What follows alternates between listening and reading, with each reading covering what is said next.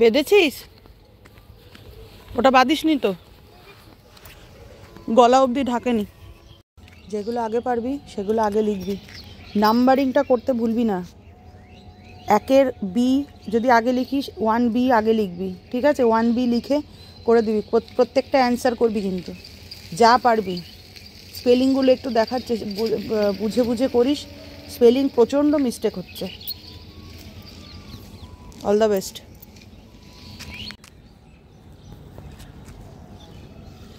এখনো গাড়িওয়ালার পাত্তা নাই।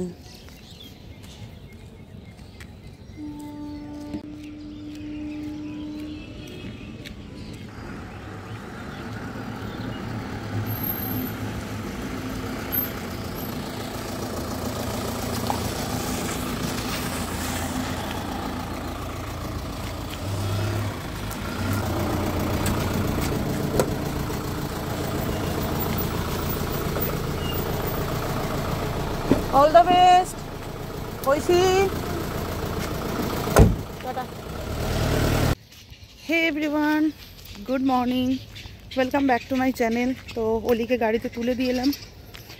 মানে বাচ্চাদের পরীক্ষা আর মায়েদের চিন্তা, সত্যি মানে পুরো মনে হচ্ছে কি নিজের এক্সাম টাইমগুলো মনে পড়ে যাচ্ছে। আমার না পরীক্ষার আগ দিয়ে যখন আমি পড়াশোনা করতাম, এসব মানে চর্চা ছিল, তখন না আমার পরীক্ষার আগ দিয়ে আমার ঘুম হতো না।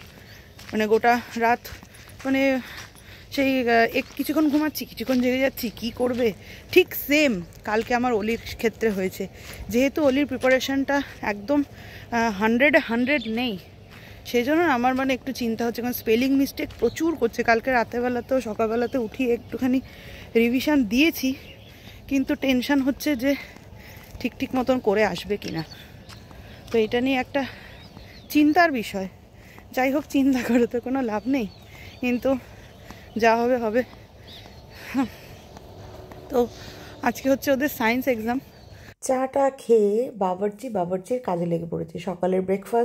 আজকে সকালের ব্রেকফাস্টটা একটু অন্যরকম করার ইচ্ছে ছিল, সেই রকমই প্ল্যান প্রোগ্রাম নিয়ে এগোচ্ছিলাম, কিন্তু মিস্টার দাস এক বালতি জল ঢেলে দিল। প্রথমে ভেবেছিলাম যে আজকে সটেড ভেজিটেবল খাবো, অনেক দিন খাইনি, মানে অনেক দিন বলতে সেই গত শীতে খেয়েছি। তো সেরকমভাবেই সবজি টবজি কাটাকাটি শুরু করেছিলাম। যাহাত্মক মিস্টার দাসকে বলেছি, তাহাত্মক বলছে না আমি ঝাল সুজি খাবো। তো সেই জন্য ওর ইচ্ছে মতনই করা হলো সুজির ভাগটা, তবে একটু কম দিয়েছি, এই আর।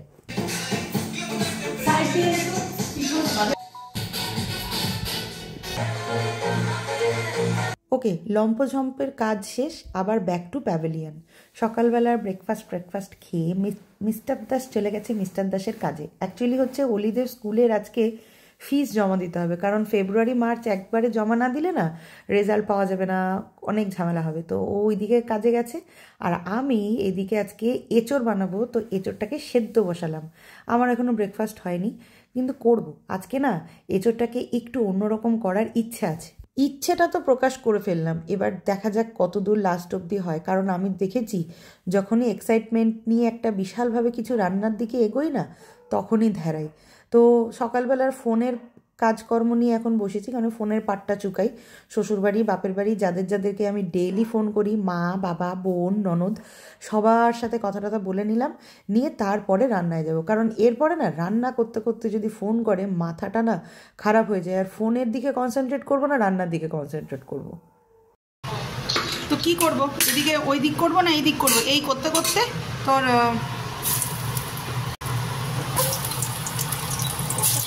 রান্নার টাইমে যাতে কেউ ডিস্টার্ব না করে, সেই জন্য না আমি আগে ভাগে ফোন টোন করে সবার খবর টবর নিয়ে নিই, যাতে যখন রান্না করব তখন যেন মনটা শুধু রান্নার দিকেই থাকে।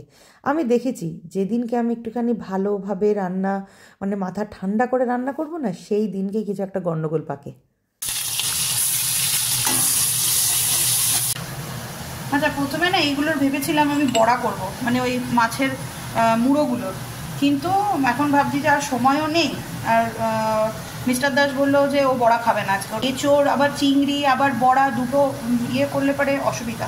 তাই জন্য এগুলোকে ভাবছি যে একটু থেতলিয়ে ওই এঁচোড় চিংড়ির তরকারিটার মধ্যেই দিয়ে দেবো। অত আশা নিয়ে ভেবেছিলাম যে চিংড়ি মাছের মাথাগুলো দিয়ে একটু বড়া করব, বেশ ভালো লাগে। আমি একদিনই খেয়েছি, হ্যাঁ, মানে যেরকম বাটা হয় সবসময় তো আর বাটা করা পসিবল নয়। আর বাটাতে না একটুখানি তেল মশলাটা একটু বেশি লাগে, আর বড়াতে ওর থেকে একটু কম দিলেও হয়। তো ওই রকমই কিছু প্ল্যান করেছিলাম, কিন্তু কি করব, নিজের পছন্দ মতন কখনোই করা যায় না। আর যখন বর পাশে থাকে তখন তো হয়ই না, তো সেই জন্য ওইগুলোকে ওই এঁচোড়ের মধ্যেই দিয়ে দেবো। তো তার জন্য মাথা টাথাগুলো ভালো করে ভেজে একটা সাইডে করে দেবো, কারণ ওগুলো নইলে পুড়ে যাবে। আর এমনি না আজকে পেঁয়াজ কলিটা ভাজতে গিয়ে পুড়ে গেছে ব্যাংছাতা কড়াইটা। ওতে একটু টেনশন হচ্ছে এঁচোড়ে আবার পোড়া পোড়া গন্ধ না হয়ে যায়। আমি বলেছিলাম না, আমার রান্নায় যেদিন এক্সপেকটেশনটা অনেকটা থাকবে সেদিন কিছু না কিছু ব্যাঘার ঘটে। আজকেও ব্যাঘার হয়েছে। এই যে কড়াইটা পুড়েছে আর কুচিনাটাও না ঘ্যাঁ ঘ্যাঁ করে আওয়াজ করছে। এটার আবার সার্ভিসিং করানোর সময় এসে গেল। যাকে যেটার দিকে মানে রান্না করছি সেটা বলি। তো এখন ওই পেঁয়াজগুলোকেও ভেজে নিয়ে পেঁয়াজ, আদা, রসুন, কাঁচা লঙ্কা, চারমগজ পেস্ট করেছি, করে মশলাটার মধ্যে দিয়ে নুন, হলুদ, জিরের গুঁড়ো, লঙ্কার গুঁড়ো সমস্ত কিছু দিয়ে ভালো করে কষলাম। কষতে কষতে যখন জলটা টেনে নেবে সেই সময় একটা বড় টমেটো গ্রেট করে দিয়ে দেবো।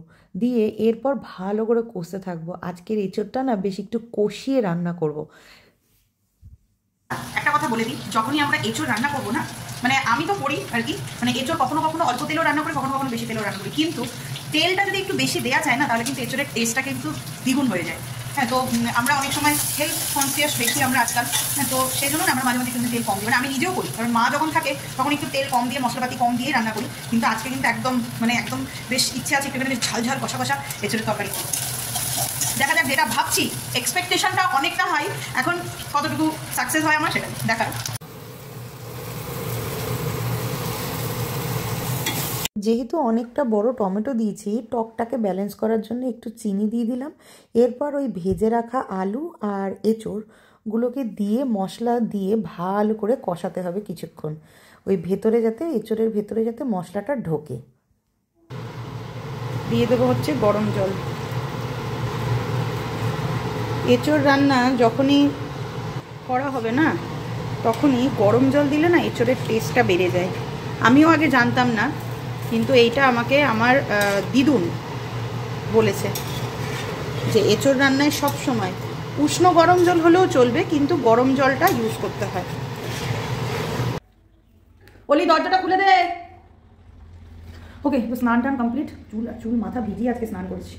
স্নান টান কমপ্লিট, পুজো টুজো দিলাম, এখন একটু টিভি নিয়ে বসলাম। এতক্ষণে আমি আমার ব্রেকফাস্ট করি, প্রচণ্ড খিদে পেয়েছে আজকে।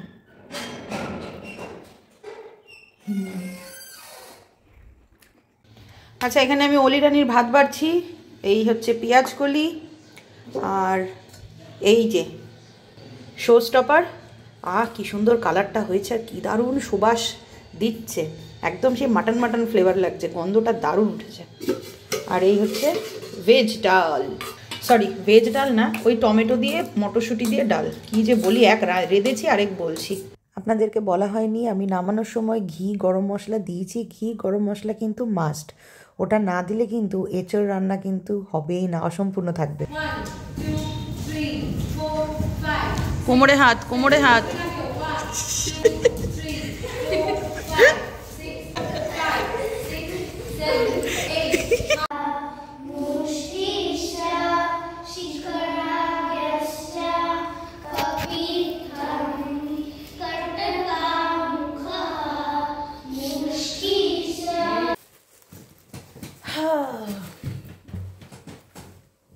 যা, ক্যামেরাটা সেট হয়নি। Good evening everyone.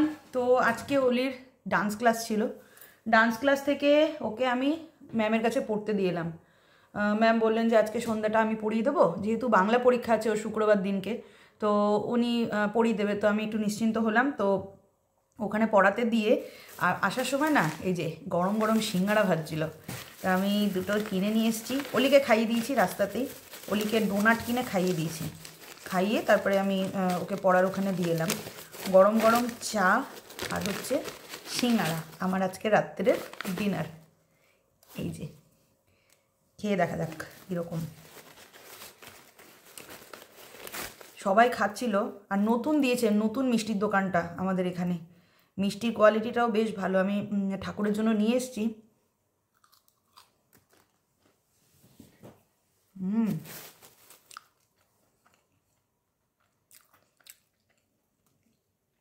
বেশ কী বলবো, ভাজা মশলার গন্ধটা মারাত্মক লাগছে, মারাত্মক। বেশ টমেটো ফমেটো দিয়ে একদম ঘরের, মানে ঘরে যেরকম আমরা সিঙ্গারা বানাই না, ঠিক ওরকম ফুলকপি টুলকপি দিয়ে বাদাম টাদাম দিয়ে করেছে। গরম গরম চা, আগো গরম, কি অন্ধকার। আজকে আবার ঠান্ডাটা কম।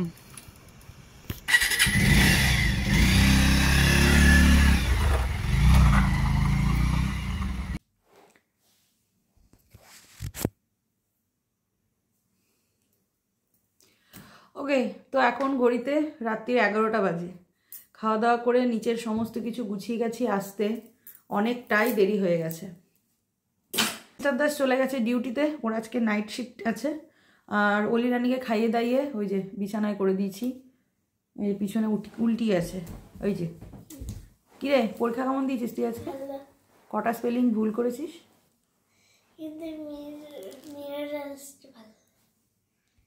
কি মিনারেলস? কি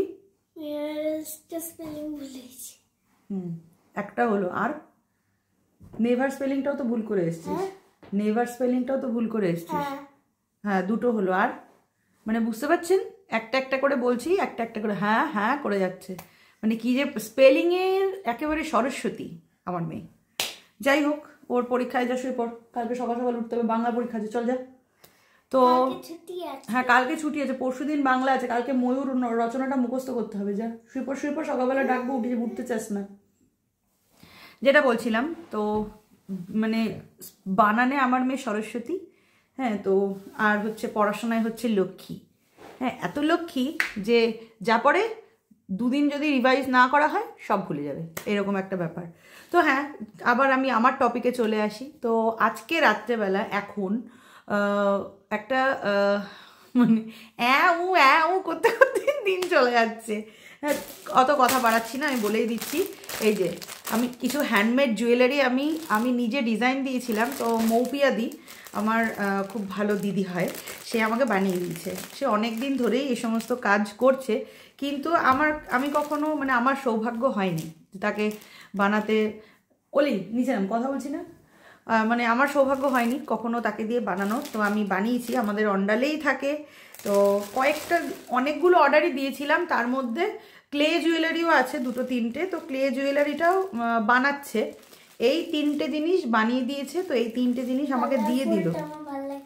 হ্যাঁ ঠিক আছে, আমি কথা বলছি, ডিস্টার্ব করো না প্লিজ।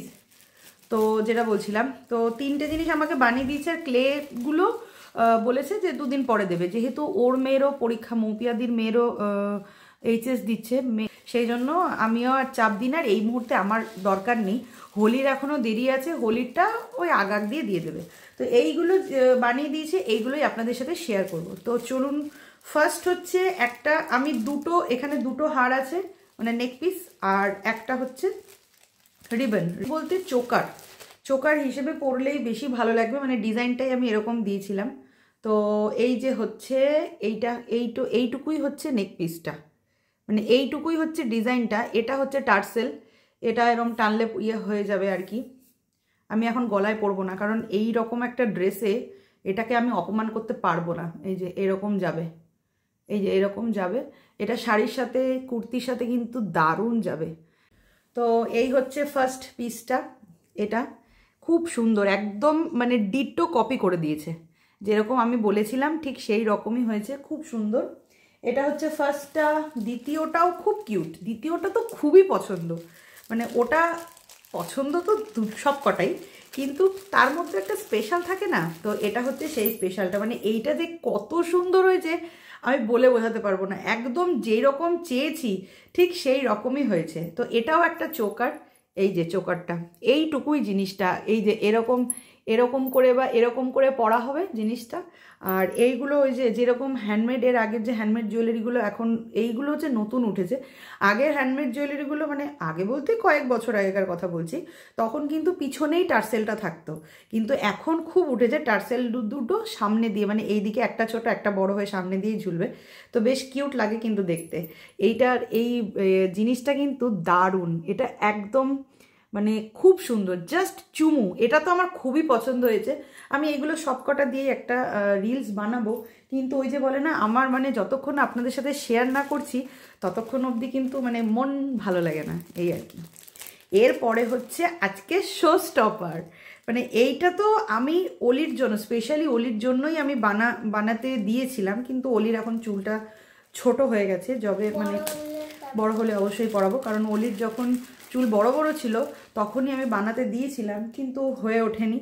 হ্যাঁ, তো এই গার্ডারগুলো কিন্তু এখন ট্রেন্ডে প্রচুর প্রচুর, এই গার্ডারগুলো ট্রেন্ডে। অনলাইনে এগুলো আমি কবে থেকে দেখেছি আর ভেবেছি যে কবে আমি আমার মেয়ের জন্য আমি এটা অর্ডার করব। মানে রেনবো কালারের দিয়েছে, এত সুন্দর দেখতে লাগছে যে মানে কি বলবো, এটা আমার মানে জাস্ট মন ছুঁয়ে গেছে।